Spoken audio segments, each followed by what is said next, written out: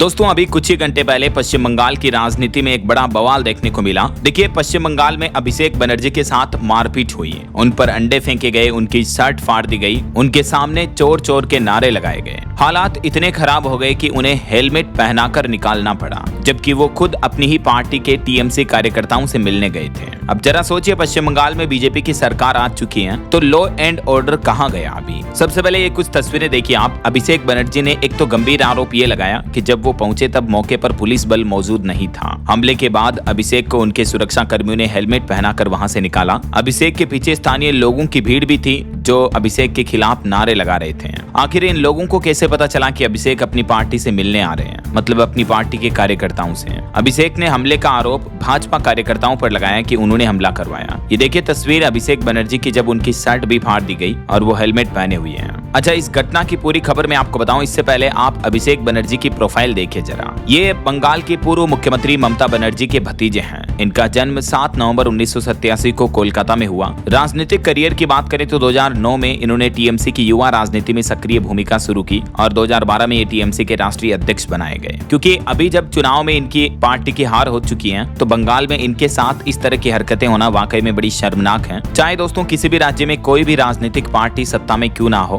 विपक्ष के नेताओं के साथ भी इस तरह का दुर्व्यवहार कभी नहीं होना चाहिए। जिम्मेदार लोगों को सजा मिलनी चाहिए, चाहे बंगाल में अभी भाजपा की सरकार है या पहले टीएमसी की सरकार थी। राइट, सही है या नहीं? आपकी क्या राय विचार इस पर कमेंट में बताना जरूर। बात कुछ यूं है कि आज पश्चिम बंगाल के सोनारपुर दक्षिण में टीएमसी सांसद अभिषेक बनर्जी से शनिवार शाम को मारपीट की घटना देखने को मिली, जब वे यहां चुनावी हिंसा के पीड़ित टीएमसी कार्यकर्ताओं से मिलने पहुंचे थे। आरोप यह है कि वहां पहुंचते ही भाजपा कार्यकर्ताओं ने उन्हें घेर लिया और नारेबाजी करते हुए उनके साथ मारपीट शुरू कर दी। लोगों ने उन पर पत्थर, जूते और अंडे फेंके, उनकी शर्ट तक फाड़ दिए। अभिषेक को वहां से हेलमेट पहनाकर निकाला गया। पूर्व मुख्यमंत्री ममता बनर्जी के भतीजे अभिषेक ने इस घटना को लेकर कहा कि देखो उन्होंने मेरे साथ क्या किया है, यह पहले से प्लान था। इलाके में कोई पुलिस नहीं है, वे मुझे मारना चाहते हैं, हेलमेट की वजह से सिर बच गया, ऐसे हमलों से हम डरेंगे नहीं। ये घटनास्थल से जुड़ी कुछ तस्वीरें तो आप देख ही सकते हैं, लेकिन ऐसी घटनाएं आज हमारे देश को शर्मसार करती हैं कि राजनीति में पक्ष विपक्ष के नेताओं को इस हद तक नहीं उतरना चाहिए।